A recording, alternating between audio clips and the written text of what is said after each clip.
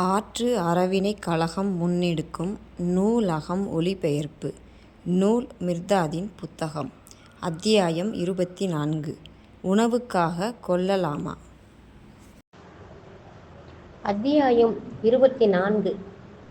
உணவுக்காக கொல்லலாமா? சமாதமும் கசாப்புக்காரனும் சென்ற பின் மிகாயம் குருவிடம் கீழ்வருமாறு கேட்டார். மிகாயன்: உணவுக்காக உயிர்கொலை புரிதல் அநீதி அல்லவா குருவே? மிர்தாத்: செத்ததை சாப்பிடுகிறவன் சாவுக்கு இரையாவான். மற்றவரின் வேதனை கொண்டு வாழ்பவன் வேதனைக்கு இரையாவான். வல்லமை படைத்த விருப்பம் அப்படித்தான் வரையறுத்துள்ளது. மிகாயன்: அதை அறிந்து சரியான வழியை தேர்ந்தெடுத்து கொள்ளுங்கள். மிகாயன்: எனக்கு வாய்ப்பு கிடைத்தால் சதையால் அன்றி அனைத்தின் நறுமணம் கொண்டும் வாழ நான் முடிவெடுப்பேன். மிர்தாத்: அற்புதமான தேர்வு மிகாயன். மனிதர்கள் நறுமணம் கொண்டு வாழும் காலம் வரப்போகிறது. அது அவர்களுடைய இரத்தத்திலும் சதையிலும் இல்லை, ஆத்மாவில் இருக்கிறது. ஆவல் கொண்டவர்கள் அதை அடையும் நாள் அதிக தூரத்தில் இல்லை. ஆவல் கொண்டவர்கள் சதையற்ற வாழ்வுக்கு சதைதான் பாலம் என்பதை அறிவார்கள். அவர்களின் வழிகளும் தரம் குறைந்த புலன் உணர்வுகளும் எல்லையற்றதும் சிறந்ததும் தரமான உணர்வுகள் கொண்டதுமான உலகை எட்டி பார்க்கும் துளைகள் என்பதை அறிவார்கள். கிழிக்கப்பட்ட சதை விரைவில் தானே இணைந்து கொள்ளும் என்பதை அவர்கள் அறிவார்கள். உடைந்த எலும்பு தானே ஒட்டிக்கொள்ளும் என்பதை அவர்கள் அறிவார்கள். சிந்தப்பட்ட ஒவ்வொரு இரத்த துளியும் உடலின் இரத்தத்தால் பெருக்கப்படும் என்பதை அவர்கள் அறிவார்கள். சதையின் விதியே அதுதான். அவர்கள் விதிகளின் சங்கிலிகளிலிருந்து விடுபட்டவர்கள். அதனால் அவர்கள் தம் உடலின் தேவையை மிக குறைந்த அளவுக்கு குறைத்து கொண்டு விடுவார்கள். உடல் சதைக்கு குறைவாக வழங்குவதால் வேதனையும் மரணமும் கூட உண்மையில் குறைந்து போகும். ஆவல் கொண்டவர்களை அவர்களின் விருப்பமே தடுத்து நிறுத்திவிடும். ஆவலற்றவர்கள் மற்றவர்கள் தம்மை புறக்கணிக்கும் வரை காத்திருப்பார்கள். எல்லா பொருள்களும் ஆவலற்றவர்களுக்கு சட்டபூர்வமானவை. ஆவல் கொண்டவன் தனக்கே சட்டத்திற்கு புறம்பானவற்றை செய்து கொள்வான். ஆவலற்றவர்கள் வயிற்றையும் சட்டை பைகளையும் நிரப்பிக் கொள்ளும் போது ஆவல் உள்ளவர்கள் அந்த பாரங்களின்றி, எந்த விலங்கின் இரத்தக்கரையும் இன்றி, அவற்றின் வேதனைகளையும் இன்றி நடப்பார்கள். ஆவலற்றவர்கள் கொழுத்த லாபம் பெற்றதாக நினைத்து மகிழும் போது ஆவலாளர்கள் கனமற்ற ஆத்மாவையும் புரிதலின் இனிமையையும் பெற்றிருப்பார்கள். விளைந்த வயலை பார்க்கும் இருவரில் ஒருவர் தானிய மூட்டைகளாலும் தங்கம் வெள்ளியாலும் கணக்கிடுகிறார். மற்றவர் வயலின் பசுமையை கண்களால் குடிக்கிறார். ஒவ்வொரு இலையையும் தன் எண்ணத்தால் முத்தமிடுகிறார். ஒவ்வொரு மண்கட்டி கூழாங்கல் வேர்கள் மீதும் தமது ஆன்ம நேசத்தை பொழிகிறார். இரண்டாவது மனிதர்தாம் அந்த வயலுக்கு சொந்தமாகும் தகுதி பெற்றவர். மற்றவரே அதன் உரிமையாளராக இருந்தாலும் கூட. ஒரு வீட்டில் 2 பேர் அமர்ந்திருக்கிறார்கள். ஒருவர் வீட்டுக்காரர், மற்றவர் விருந்தாளி. வீட்டுக்காரர் தமது வீட்டின் விலை மதிப்பையும் பராமரிப்பு செலவையும் மூடுதிரைகளின் மதிப்பையும் அலங்கார திரைகளின் விலைகளையும் மற்ற ஆடம்பர பொருட்களின் மதிப்பையும் பற்றி விரிவாக கூறுகிறார். அந்த சமயத்தில் விருந்தாளி அந்த வீடு கட்ட பயன்பட்ட கல்குவாரி உழைப்பாளர் கரங்களையும், கட்டட தொழிலாளர்களையும், திரைகளை உருவாக்கிய நெசவாளர்களையும், மரங்கள் வெட்டி கதவு சாளரங்கள் மேசை நாற்காலிகள் செய்த தச்சர்களையும் உழைப்பாளரையும் மனதில் நினைத்து போற்றுகிறார். புகழுக்குரிய படைக்கும் கரங்களை அவர் ஆத்மார்த்தமாக மனதில் போற்றுகிறார். நான் சொல்வது இதுதான். அந்த விருந்தாளியே அந்த வீட்டில் நிரந்தரமாக வாழத் தகுந்தவர்.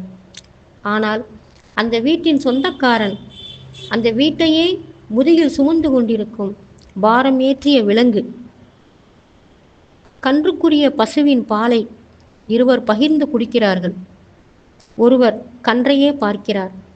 மென்மையான அதன் உடலை வெட்டி வரப்போகும் பிறந்தநாள் விழாவில் நண்பர்களுக்கு விருந்து வைக்கலாம் என்று நினைக்கிறார். இன்னொருவர் அந்த கன்றை தம் உடன்பிறப்பாக நினைக்கிறார். பசுவையும் கன்றையும் பாசத்தோடு நேசிக்கிறார். இதில் நான் சொல்வது என்னவென்றால், பின்னவரே கன்றின் மாமிசத்தால் ஊட்டம் பெற்றவர், முன்னவர் அதனால் நஞ்சூட்டப்பட்டவரே ஆவார். ஆ, இதயத்தில் போட வேண்டியவற்றை வயிற்றில் கொட்டிக்கொள்கிறார்கள். கண் மூக்கில் அடைக்க வேண்டியவற்றை சட்டை பையிலும் சமையலறையிலும் போட்டு நிறைத்து விடுகிறார்கள். மனம் கொண்டு தகர்க்க வேண்டியவற்றை பற்களால் கடித்து நொறுக்குகிறார்கள். உடல் தாக்கு பிடிக்க கொஞ்சமே போதும். குறைவாக நீங்கள் கொடுத்தால் அது நிறைய திருப்பி தருகிறது.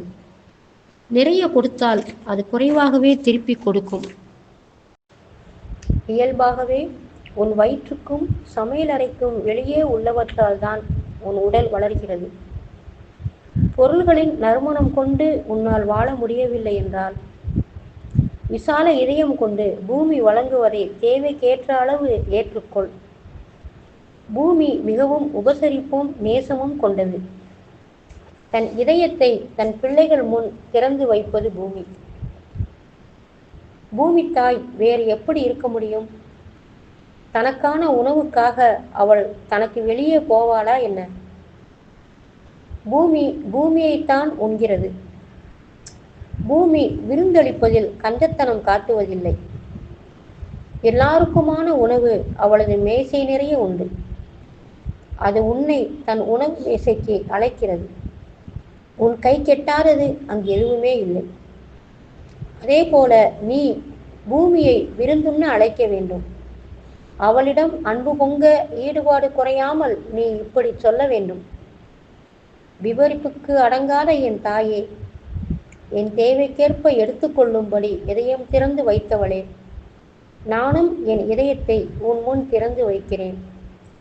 தேவைக்கேற்ப நீ எடுத்துக்கொள். பூமியின் இதயத்தை உண்பதில் உன் ஆன்ம துடிப்பு இத்தகையதாக இருக்க வேண்டும். நீ என்ன உண்கிறாய் என்பது இங்கே முக்கியமில்லை. வழிகாட்டும் உனது ஆன்மா அப்படி அமைந்துவிட்டால் நீ ஞானமும் அன்பும் பெறுவாய். பூமியின் மக்களுக்கு எந்த தீங்கும் செய்ய மாட்டாய். குறிப்பாக வாழ்வின் இன்பத்தையும் மரணத்தின் வேதனையையும் அனுபவிக்க இங்கே பிறந்தவர்களுக்கு, இருமையின் பகுதிகளாக இங்கே வந்து சேர்ந்தவர்களுக்கு, அவர்கள் ஒருமைப்பாட்டை நோக்கி செல்லும் தமது பாதையை கடுமையாக நிதானமாக உழைத்து செப்பனிடுவார்கள். உமது பாதையை காட்டிலும் அவர்கள் பாதை நீண்டது. அவர்களது அணிவகுப்பை தாமதம் செய்தால் அவர்கள் உனது அணிவகுப்பை தாமதப்படுத்தி விடுவார்கள். அபிமார்: ஏதேனும் ஒரு காரணத்தால் எல்லா உயிர்களும் சாக போகிறவைதானே. ஒரு மிருகத்தின் சாவுக்காக நான் ஏன் மன உளைச்சல் பட வேண்டும்? மிர்தால்: எல்லா உயிர்களும் மரணம் அடைய விதிக்கப்பட்டவை என்றாலும் எந்த உயிரின் மரணத்திற்கும் நீ கவலைப்படத்தான் வேண்டும். என் இதயத்தில் இரத்த தாகம் இல்லை என்பதும் நான் நரோண்டாவை நேசிக்கிறேன் என்பதும் அறிந்து நரோண்டாவை கொல்ல என்னை நீ தூண்டாததைப் போல, சர்வ வல்லமை படைத்தவன் சக மனிதரை கொல்ல யாரையும் நியமிக்கவில்லை, ஒரு விலங்கை கூட, தேவை இருந்தால் ஒழிய. திருட்டும் கொள்ளையும் நிலவும் வரை, பொய்யும் போரும் கொலைகளும் பாவச் செயல்களும் உள்ளவரை மனிதன் இப்போதுள்ள நிலையில்தான் இருப்பான். திருடனுக்கும் கொள்ளைக்காரனுக்கும் தான் வேதனை. பொய்யனுக்கும் போர் வெறியனுக்குமே வேதனை. கொலைகாரனுக்கும் இருண்ட பாவ செயல் செய்பவனுக்கும் தான் வேதனை. இந்த இருண்ட மனப்பாவிகளையே சர்வ வல்லமை படைத்த சக்தி பாவத்தின் தூதர்களாக அனுப்பும். ஆனால் எனது தோழர்களே, இதயத்தின் இருளை கழுவுங்கள். பாவ உணர்வுகளை துடைத்தெறியுங்கள். அப்போதுதான் சர்வ வல்லவன் உம்மை மகிழ்ச்சியின் தூதர்களாக துயர்போக்க அனுப்புவான். எதிர்காலத்தின் தூதர்களாகவும் அன்பு புரிதல் மூலம் சுதந்திரத்தின் செய்தியாகவும் உம்மை அனுப்புவான். இப்படித்தான் நான் நோவாவுக்கு உபதேசித்தேன், அப்படியே உமக்கும் உபதேசிக்கிறேன்.